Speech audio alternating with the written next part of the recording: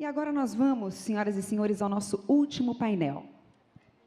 Esse último painel tem o tema Sistematização do Programa Mãe Coruja Pernambucana. Então, eu gostaria de pedir a atenção de todos, porque esse assunto é um assunto, além de ser muito importante, é um assunto local. Então, eu conto com a participação de todos vocês, embora, devido à nossa grade programática, nós não teremos as perguntas logo após as apresentações, porque nós precisamos cumprir a nossa grade programática. No entanto, vocês poderão encaminhar suas perguntas via e-mail. Atenção ao endereço: eventos@fmcsv.org.br. Repetindo, eventos, as iniciais de Fundação Maria Cecília Souto Vidigal.org.br. Não se esqueça, claro, de colocar o nome do palestrante para o qual as perguntas serão direcionadas. Bom, e agora sim, vamos lá para moderar esse último painel desse primeiro dia de simpósio. Eu gostaria de chamar aqui à frente ela que é conselheira, não, vamos chamar a moderadora, perdão, deste painel, cujo tema é Sistematização do Programa Mãe Coruja, a excelentíssima primeira-dama do Governo do Estado de Pernambuco, senhora Ana Luísa.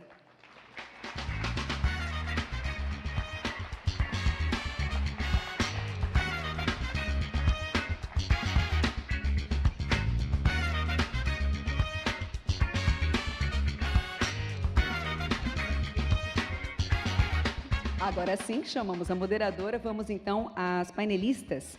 Chamamos aqui Tânia Bacelar, professora aposentada da Universidade Federal de Pernambuco e sócia da CEPLAN, também Rayane Andrade, da CEPLAN, e ainda Ana Elizabeth Lima, conselheira do programa Mãe Coruja Pernambucana, e Ricardo Paes de Barros, professor da Cátedra Instituto Ayrton Senna do INSPER e economista-chefe do Instituto Ayrton Senna.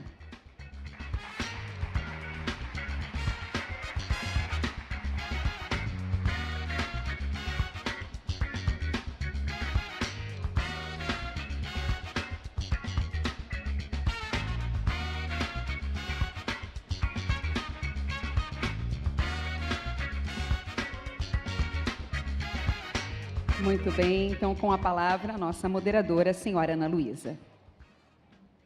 Fique à vontade, se quiser falar daí, pode ser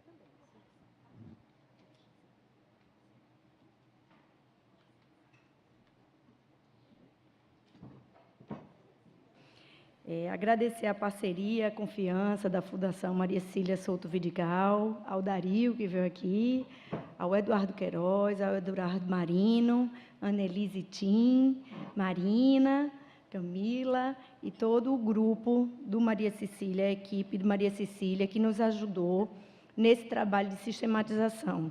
Ao longo dessa mesa, vocês vão ter a oportunidade de conhecer um pouco mais sobre o Mãe Coruja Pernambucana, esse programa que tem um pouquinho de que foi discutido aqui ao longo do dia. É um programa que é transversal, que tem um monitoramento estratégico pelo governador, que envolve 11 secretarias de Estado, que foi construído a muitas mãos e é perene ao longo do tempo. Ele já está na sua segunda gestão governamental e tem continuidade. Hoje ele é um clamor popular da sociedade civil que foi envolvida e foi tocada pelo programa e pede pela sua continuidade, ampliação e universalização. Então, através dessa parceria com Maria Cecília Souto Vidigal, foi desenvolvido um trabalho para a sistematização do programa, e aí a gente pretende a publicação no futuro próximo dessa sistematização em 4 cadernos. Vamos ter o primeiro caderno, que é o olhar histórico, conta um pouco a história do programa.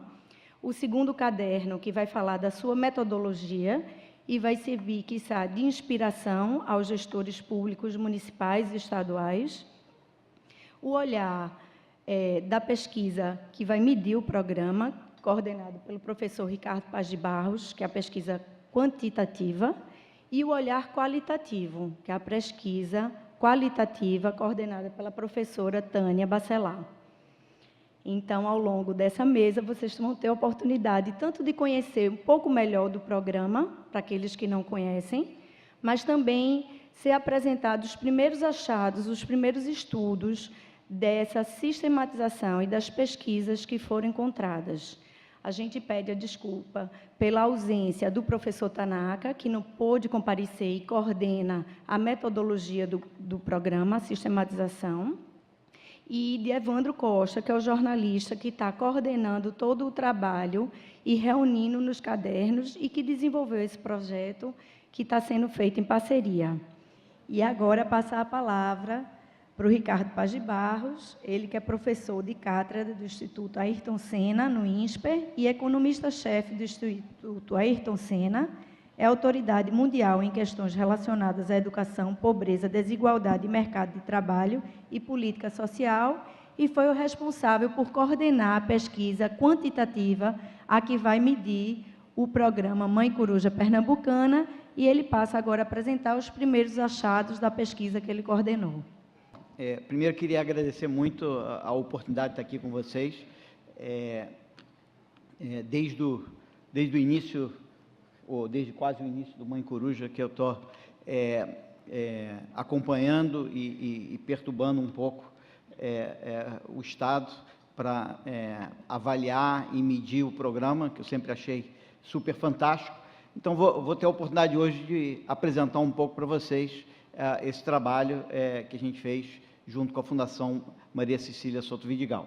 Bom, eu queria começar, argumentando com vocês que, quer dizer, o trabalho que eu tenho que fazer é um pouco egoísta, porque se você olhar para esse gráfico, você vê meio que o aumento da cobertura, quer dizer, o que esse gráfico está mostrando é a porcentagem de crianças, ou porcentagem de nascimentos, onde as mães tiveram pelo menos 7 consultas pré-natais. E você pode ver como que nós vamos de alguma coisa como 35% para 70%. Ou seja, você dobra o grau de cobertura de pré-natal num período aí, isso aí a gente começa mais ou menos em 2007 e a gente vai até 2014, ou seja, mais ou menos em 6, 7 anos, você dobrou a cobertura pré-natal. Se a gente olhar para a mortalidade infantil, tem várias maneiras, isso aqui é uma média dos municípios beneficiados pelo programa. A mortalidade infantil nos municípios beneficiados pelo programa, ela declina de alguma coisa tipo 25 para alguma coisa tipo 15, Então, você cai de 25 para 15 em alguns poucos anos. Então, isso é uma enorme, isso é um enorme aumento na cobertura do pré-natal e é uma enorme queda na mortalidade infantil. Isso, obviamente, que é o resultado do trabalho de uma enorme quantidade de pessoas, pessoas envolvidas no programa Mãe Coruja Pernambucana, mas também pessoas envolvidas em uma variedade de outros programas. Todas as pessoas envolvidas no programa de saúde da família, a Rede Cegonha, entre uma enorme variedade de programas municipais, federais, estaduais, etc. Qual que é o trabalho que a gente tinha que fazer? A gente tinha que fazer um trabalho, como estava falando para vocês, inacreditavelmente egoísta, porque o que a gente tinha que fazer é olhar para esse gráfico e dizer o seguinte: ok, a mortalidade infantil caiu 10 pontos, 10 mortes por 1000, e a porcentagem de cobertura do pré-natal aumentou 35 pontos percentuais. Lindo, esse é o trabalho conjunto de um monte de gente, tem um monte de gente para ser parabenizada. O que a gente tem que fazer? A gente tem que descobrir qual foi a contribuição do Mãe Coruja para isso.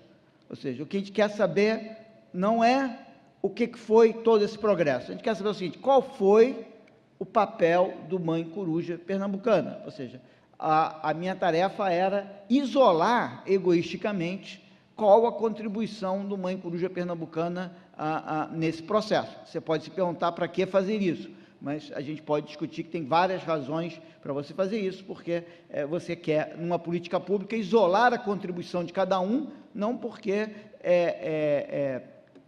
você queira separar essas pessoas, muito pelo contrário, mas você quer saber exatamente o que foi mais importante em contribuir para aquele resultado final.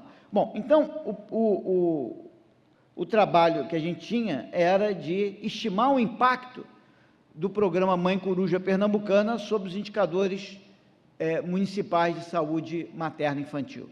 Isso significa, daquele cenário espetacular que a gente viu, é saber o seguinte: qual foi a parcela daquela variação que veio do programa Mãe Coruja Pernambucana. A gente avaliou o impacto disso sobre 17 indicadores que estão nesse quadro. Quer dizer, a parte de baixo é uma série de medidas de mortalidade infantil, a parte lá de cima são vários indicadores no nascimento, né? Desde o peso, etc. E os dois do meio são medidas no canto de lá do atendimento, os serviços de saúde materna infantil, e do lado de cá mais a ver com o comportamento ligado, por exemplo, à gravidez na adolescência, aleitamento materno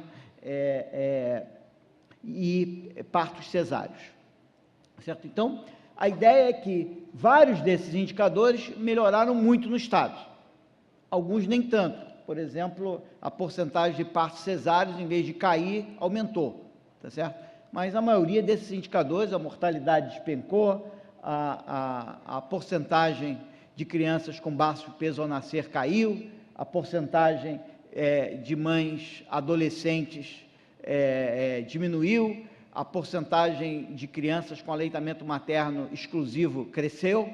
A questão é como que eu isolo a contribuição do programa Mãe Coruja Pernambucana, tá certo? Então, eu vou mostrar para vocês, primeiro, alguns resultados, e depois vou tentar mostrar um pouco para vocês quais são as dificuldades e as limitações disso. Bom, então, como eu falei, a porcentagem de crianças que nasceram de mães que tiveram pelo menos 7 consultas pré-natais aumentou incrivelmente de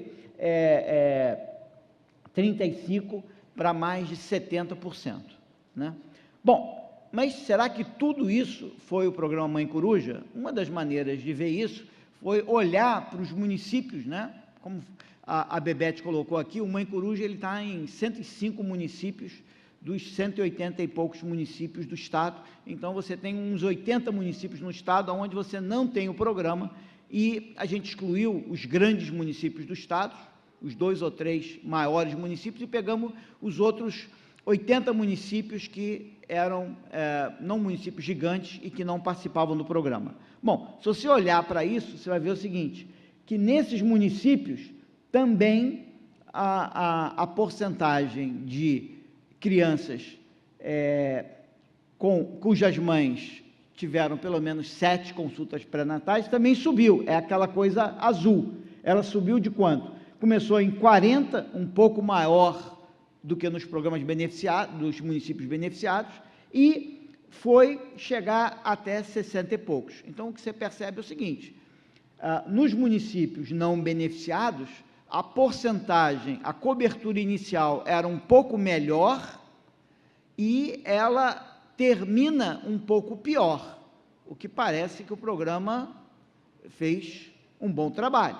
Bom, a maneira de ver isso, no fundo, geométrica, é você traçar uma paralela. Se eu traçar uma paralela pelaquela linha azul, eu mais ou menos com aquela linha azul tracejada ali, inclinada, eu vejo mais ou menos o que teria acontecido com os municípios participantes se eles tivessem melhorado tanto quanto melhoraram os não participantes, os não beneficiados. Isso dá para a gente lá um diferencial de crescimento na cobertura.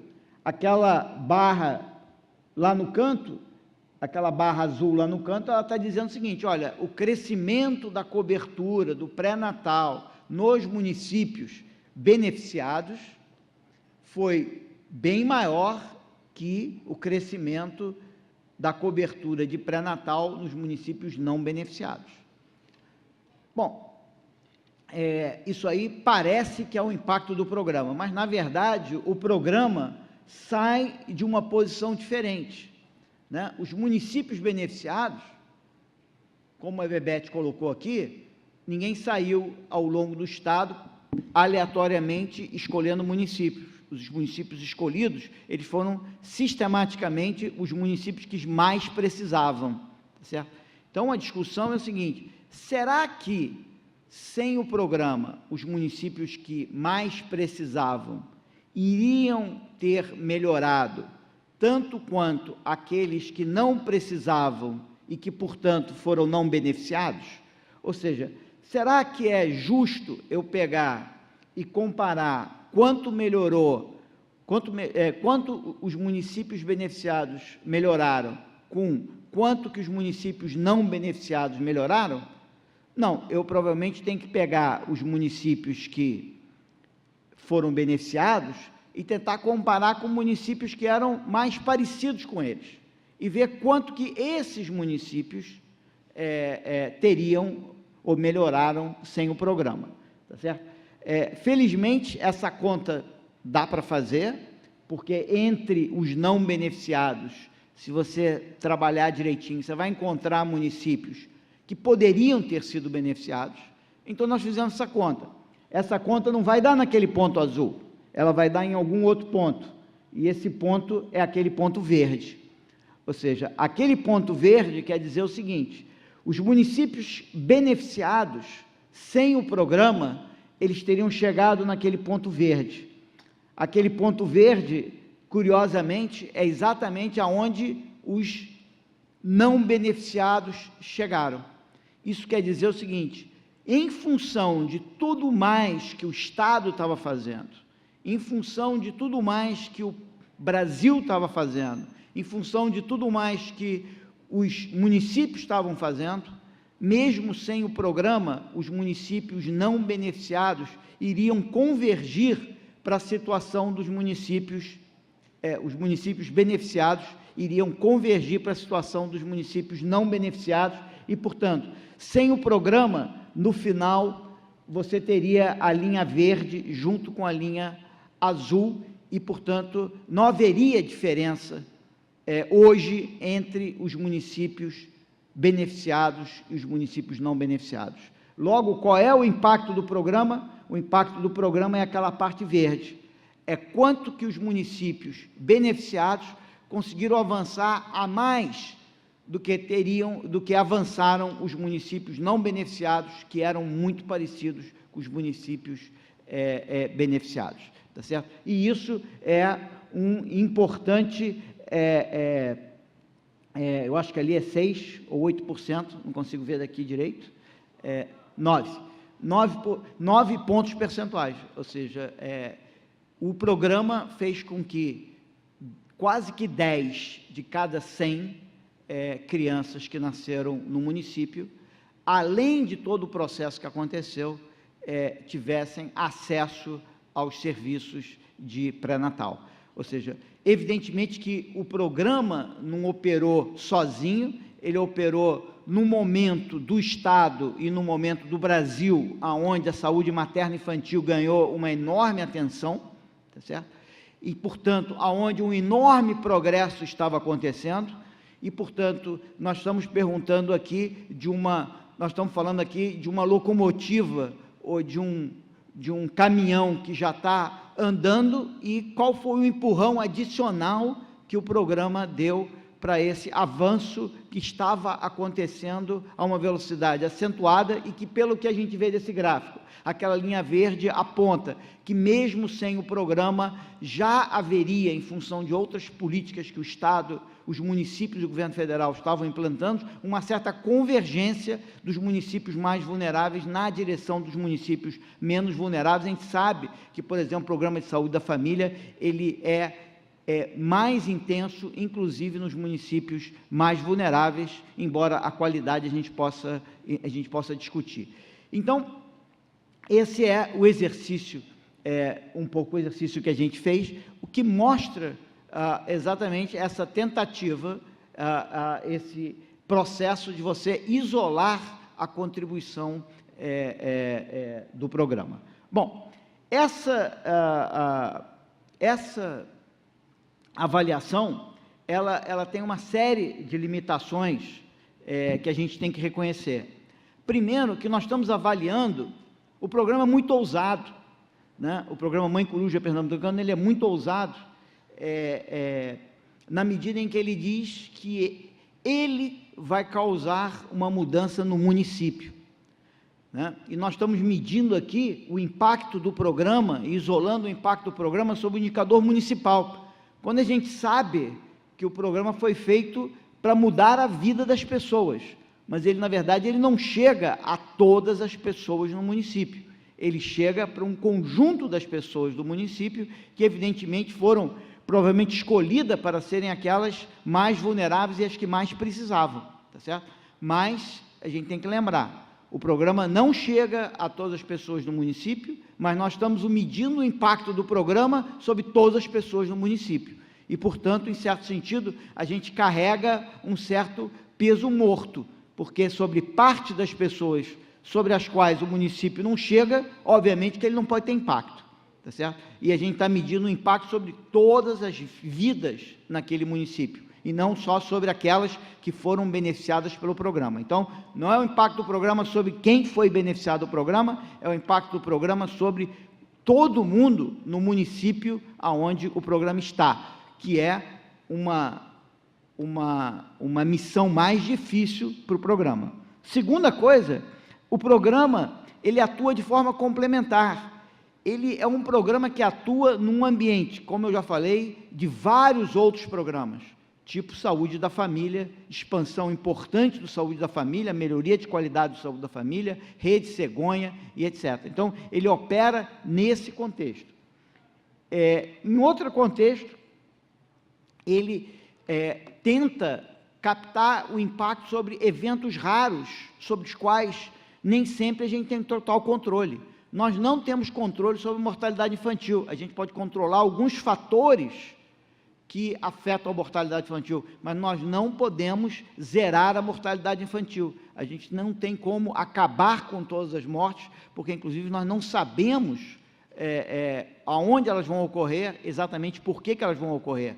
E a mortalidade infantil é um evento relativamente raro, e, portanto, você medir o impacto de um programa sobre um evento relativamente raro, que você não sabe exatamente, às vezes uma criança rica num município morre, e isso aumenta a mortalidade infantil, apesar do programa estar totalmente focalizado nas crianças mais vulneráveis do município, e a mortalidade infantil no município pode aumentar, sem você poder, às vezes, ter feito muito para evitar aquela morte. Então, é difícil, e o desafio da avaliação era importante.